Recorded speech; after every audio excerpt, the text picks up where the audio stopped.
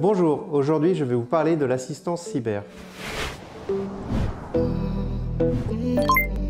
L'assistance cyber est un service fourni par les compagnies d'assurance.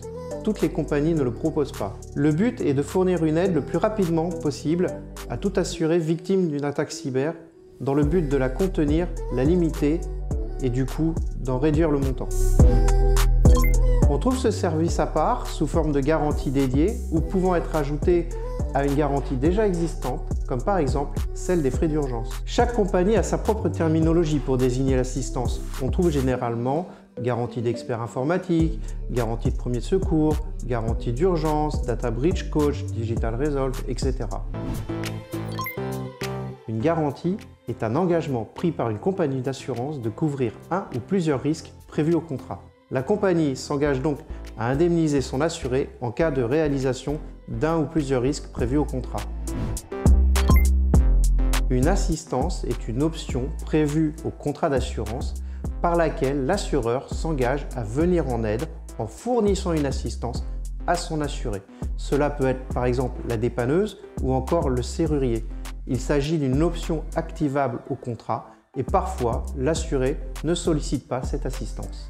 Dans le cadre du cyber, une garantie d'assistance est donc une aide immédiate et disponible fournie par l'assureur par le biais souvent d'un numéro téléphonique à travers lequel l'assureur va mettre à disposition différentes ressources pour apporter sa garantie d'assistance à l'assuré.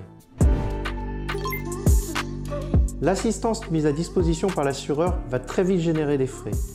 L'objectif de la compagnie est qu'à partir du moment où elle est sollicitée, les bonnes actions soient mises en œuvre pour gérer au mieux la phase d'intensité de la crise. Pour éviter tout blocage, la compagnie d'assurance s'engage donc à prendre à charge, parfois en dehors du principe indemnitaire, tout ou partie des frais générés par l'assistance. Le plus souvent, on va retrouver les frais suivants: le coût du gestionnaire de crise, l'enquête numérique, la protection juridique, la communication de crise, etc.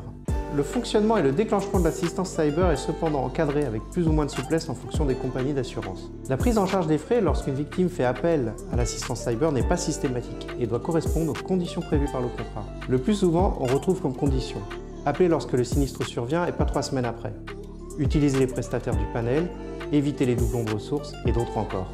L'assistance peut être parfois perçue comme une contrainte, l'entreprise victime ne souhaitant pas se faire imposer un prestataire et conserver la maîtrise de ses choix.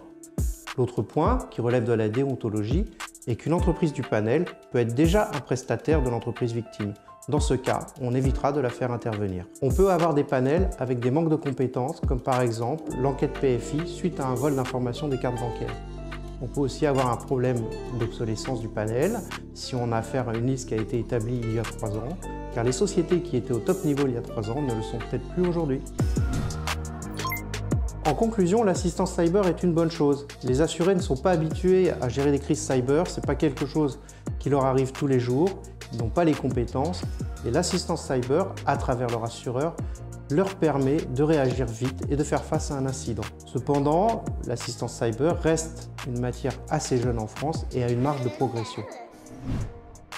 Pour nous, l'assistance idéale, c'est la réactivité et les bonnes décisions. Les 4 premières heures sont cruciales. C'est également un service qui est rendu au nom d'une compagnie d'assurance. L'écoute et l'adaptation sont essentielles. C'est une bonne connaissance des professionnels du marché de la cybersécurité. C'est de la transparence dans les actions réalisées avec des explications claires. Et c'est aussi un traitement intégral et complet de l'incident pour éviter qu'un nouveau sinistre de même nature puisse se reproduire.